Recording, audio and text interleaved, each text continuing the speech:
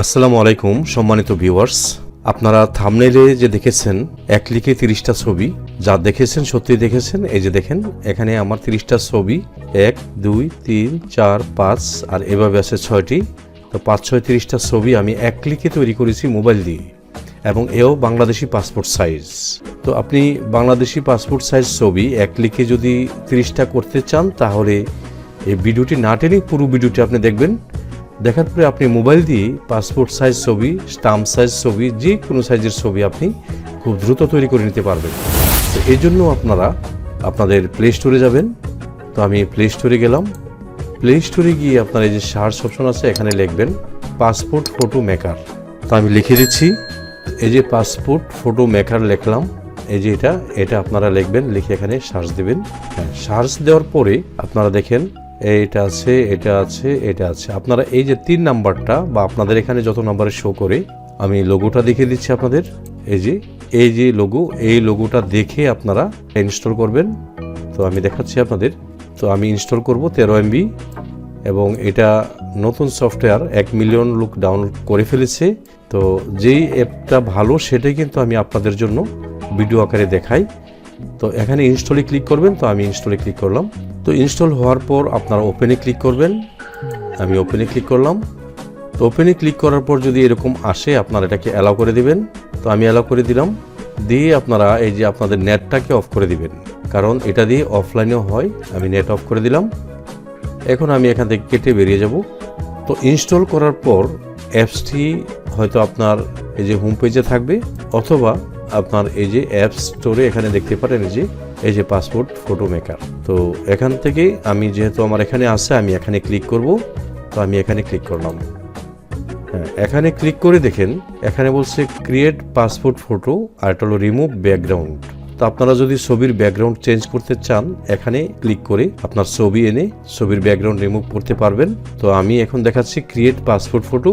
আমি এখানে ক্লিক করব। ক্লিক করে এখানে দেখেন সিলেক্ট টাইপ, এখানে টাইপ পাসপোর্ট সাইজ ছবি, visa, stamp size, pan card অথবা কাস্টম সাইজ।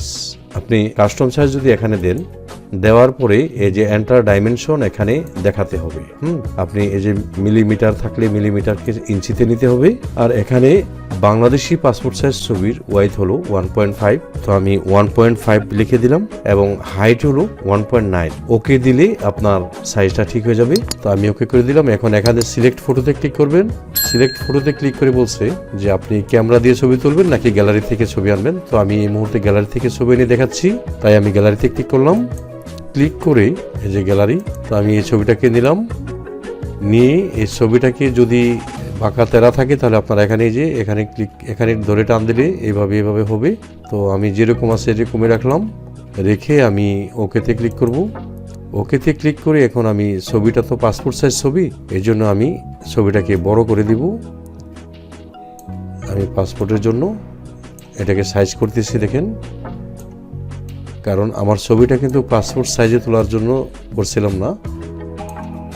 তো এতটুকু দিয়ে দিলাম। দিয়ে আমি ওকেতে ক্লিক করব। ওকেতে ক্লিক করে এখন ব্যাকগ্রাউন্ড চেঞ্জ করার জন্য বলছে যে ম্যানুয়াল এরেজ অথবা অটো কাট বিচি, এটা দিলে অটোমেটিক হয়ে যাবে। আমি দেখাচ্ছি, এই যে অটোতে ক্লিক করলাম। করার পর দেখেন অটোমেটিক এটা এরেজ হয়ে গেছে। যদি কিছু থেকে যায়, আপনারা এই যে ম্যানুয়াল এরেজে যাবেন, গিয়ে আপনারা এই যে অটো এরেজ এটাতে ক্লিক করবেন। করে এই যে এটাকে একটু বাড়িয়ে দিবেন, অফসেটটাকে একটু বাড়িয়ে দিবেন, তারপরে এটাকে একটু বাড়িয়ে দিবেন। এরপরে আপনি এখানে যেখানে আপনার ছবিটা ওই কালারটা দেখা, এখানে এনে এটা ছেড়ে দিবেন। দেখেন অটোমেটিক এটা চলে গেছে। আরও যদি বেটার করতে চান, একটু সময় নিয়ে করেন, দেখবেন হয়ে যাবে। তো আমি এই অবস্থায় এটাই রাখলাম। এখানে ডান করে দিলাম। ডান করে দিয়ে এখন আমি আবার টিক চিহ্নতে ক্লিক করব। ক্লিক করার পর দেখেন মেন্স সুইটস। আপনি যদি এখানে ড্রেস পরিবর্তন করে কোনো ড্রেস লাগাতে চান, এখান থেকে এটা পুরুষদের জন্য আপনি লাগাতে পারেন। এই যে ড্রেস এখানে লাগিয়ে দিতে পারেন। আর যদি মহিলা হয়ে থাকেন, তাহলে এখানে ক্লিক করবেন। করে এখানে মহিলাদের অসংখ্য ড্রেস আছে, আপনারা এখান থেকে দিতে পারবেন। তো আমি এই মুহূর্তে এটা দেখাচ্ছি না, যা আছে তাই। এখন ওকেতে ক্লিক করব। তো আমি ওকেতে ক্লিক করলাম। করার পরে বলছে এই ব্যাকগ্রাউন্ডে কোনো যদি কালার দিতে চান, তাহলে আপনি এই যে ব্যাকগ্রাউন্ড কালার দিতে পারেন। তার আগে বলছে যে এই যে ছবিটা যদি অন্ধকার হয়ে থাকে, তাহলে ইফেক্টে ক্লিক করে আপনি এখানে ব্রাইটনেস বাড়িয়ে কমিয়ে নিতে পারেন। হ্যাঁ, আপনার ইচ্ছা মতো বাড়িয়ে কমিয়ে নিতে পারবেন। তো তো আমি আপাতত এটা দেখাচ্ছি আপনাদের। নেওয়ার পরে এখন এই যে ব্যাকগ্রাউন্ড কালারটা কি দিবেন, এখানে বিজি কালারে ক্লিক করবেন। করার পরে আপনার ইচ্ছা মতো এখান থেকে কালার দিয়ে দিবেন। এই যে কালার চেঞ্জ হয়ে গেল।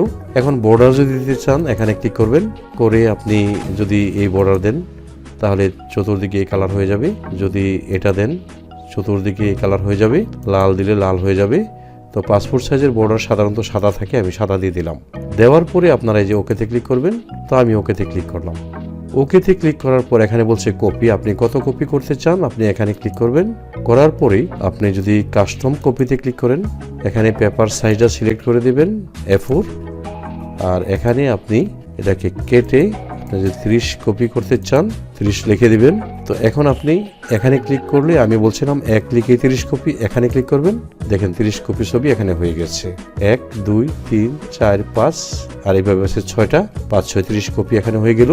পাসপোর্ট সাইজ একবারে সবগুলি একই সাইজের ছবি। তো আপনি যদি সেভে ক্লিক করেন তো সেভে ক্লিক করবেন। করার পরে আপনি জেপিজি, পিএনজি, ওয়েবপি কোনটা করবেন? জেপিজি করে নিচ্ছি আমি। তো আমি জেপিজি করলাম, সেভ হয়ে গেছে। এখন আপনি ভিউ এখানে দেখলে আপনি ভিউ দেখতে পারেন। প্রিন্টার যদি মোবাইলের সাথে কানেকশন থাকে প্রিন্ট দিতে পারেন বা শেয়ার করতে পারেন যদি নেট অন থাকে। আমি তো নেট অফ করে রেখেছি, তাই না? তো ভিউতে ক্লিক করি। তো ভিউতে ক্লিক করার পর এই যে দেখেন আমার সুন্দর এই যে সাদা বর্ডার সহ মোট 30টি ছবি এখানে আছে। তো এটা কিন্তু আপনার গ্যালারিতে সেভ হয়ে গেছে। তো এইভাবে আপনারা মোবাইল দিয়ে এক ক্লিকেই 30টি পাসপোর্ট সাইজ ছবি বা যে কোনো সাইজের ছবি আপনি করে নিতে পারবেন। তো আশা করি আমার ভিডিওটি আপনাদের ভালো লেগেছে। যদি আমার এই ভিডিওটি আপনাদের একটু হলেও ভালো লাগে তাহলে একটি লাইক, কমেন্ট ও শেয়ার করে দিবেন। সেই সাথে আপনার পাশে থাকা সাবস্ক্রাইবার বেল আইকনটি ক্লিক করে অল বাটনে ক্লিক করবেন। এতে করে নতুন নতুন ভিডিও আপনাদের নোটিফিকেশনে সবার আগে চলে যাবে। আজ এই পর্যন্ত, আপনারা সকলেই ভালো থাকবেন। খুদা হাফেজ।